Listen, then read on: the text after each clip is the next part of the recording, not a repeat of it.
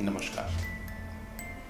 डीआईविटा video के इस कार्यक्रम मंथन में मैं विकास कपूर आप सबका हार्दिक अभिनंदन करता हूं। जैसा कि आप जानते हैं कि मंथन में हम आपके लिए भारतीय धर्मशास्त्रों के गर्भ में छुपे बहुमूल्य ज्ञान की उपहार सामग्री लेकर आते हैं, और आज भी हम ऐसी ही एक बहुमूल्य उपहार सामग्री आपके लिए लेकर आए हैं।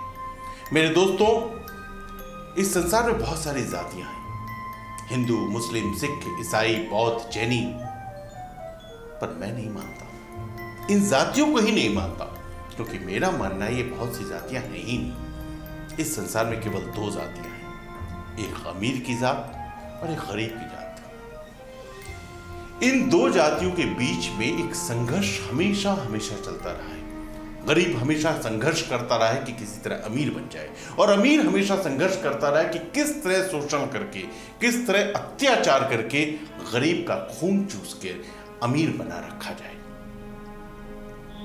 और एक बात तो आप भी जानते हैं कि संसार का हर व्यक्ति अमीर बनने का, पैसा कमाने का, लक्ष्मी को अपने वास में, अपने घर में स्थान देने का विचार करता रहता है, प्रयास करता रहता है, संघर्ष करता रहता है। और आज हम आपके सामने भारतीय धर्मशास्त्रों के गर्भ में छुपे एक ऐसे ही रहस्य को उजागर करने जा रहे हैं जो आपके घर में स्थिर लक्ष्मी को वास देगा। तो धैर्य से, ध्यान से इस कथा को सुनिए और अपने घर में स्थिर लक्ष्मी को वास दीजिए।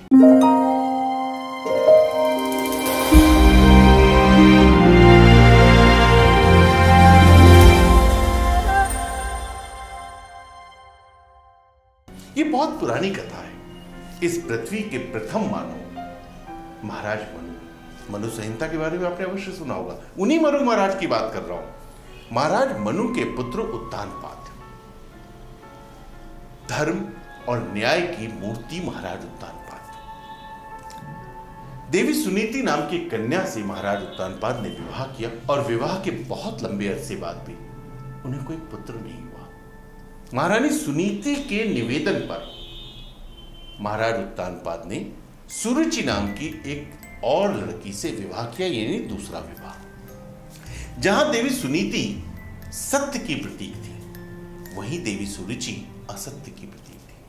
और दो स्त्रियों के घर के भीतर आने के कारण महाराज उत्तानपाद का राजप्रासाद सौतिया डाह से चल उठा। ईर्षा, क्लेश का वातावरण पनपने लगा। महाराज विचलित रहा करते थे।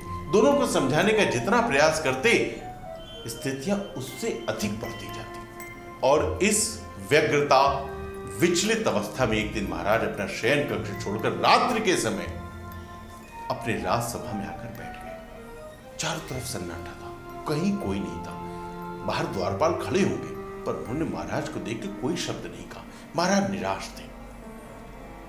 महाराज राजसभा में बैठकर अपने वर्तमान और भविष्य पर विचार कर रहे थे, पर तभी उन्होंने क्या देखा कि उनके राज सिंहासन से 16 श्रृंगारों से युक्त, आभूषण और गहने जेवरों, जवाहरातों से लदी एक नव यौवना षोडशी कन्या निकलकर बाहर की तरफ चली जा रही है। महाराज उत्तानपाद चकित थे, भागकर उसके पास गए और हाथ जोड़कर कहा, देवी, आप कौन हैं और कहां जा रही हैं?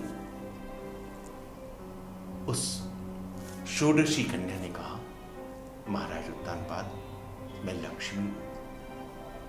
आपके घर में अब कलह और क्लेश का वातावरण हो गया है। अब मेरा वास यहां पर होना संभव नहीं है, इसलिए मैं जा रही हूं। निराश उत्तानपाद ने सर झुका लिया। लक्ष्मी चल पड़ी। 2 पग चलने के बाद लक्ष्मी रुकी, पलटकर महाराज को देखा और कहा, आप मुझसे रुकने के लिए नहीं कहेंगे महाराज? महाराज उत्तानपाद ने निराशा से कहा, नहीं देवी, यदि मैंने जीवन में पुण्य किए होते तो आप मेरे जीवन से जाती ही क्यों? देवी लक्ष्मी ने फिर चेतावनी दी, महाराज, आप जानते हैं ना, जीवन से लक्ष्मी का पलायन क्या परिणाम लाता है? महाराज उत्तानपाद ने गहरी निराशा के साथ कहा, जानता हूं महादेवी, जीवन से लक्ष्मी का जाना गहरी विपत्तियां, भीषण संकटों का आगमन है। लक्ष्मी ने मुस्कुराकर कहा, फिर भी आप मुझे नहीं रोकेंगे? उत्तानपाद ने कहा, नहीं देवी, जब आपने निर्णय कर ही लिया है तो मेरे कहने से भी आप रुकेंगी नहीं। जाइए जाओ, जाइए। लक्ष्मी चली गई। उत्तानपाद की निराशा बढ़ रही थी। पर फिर क्या किया उत्तानपाद ने?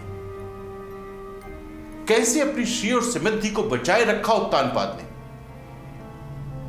सौतिया डाह से जूझते महाराज उत्तानपाद ने ऐसा कौन सा उपाय किया कि न केवल उनकी श्री, उनकी समृद्धि, उनका राजकोष, बल्कि उनके परिवार में सुख शांति स्थापित हुई? ये जानने के लिए आपको प्रतीक्षा करनी पड़ेगी मंथन की अगली कड़ी की, क्योंकि इसके उपाय को, इस उत्तर को मैं आपको अगली कड़ी में सुनाने वाला हूं। पर हां, यदि आपने अब तक डीआईविडा वीडियो के सब्सक्राइब बटन को नहीं दबाया है तो कृपा करके दबा दीजिए और अगली कड़ी में अपने घर में स्थिर लक्ष्मी को वास कराने के उपाय को सुनिए।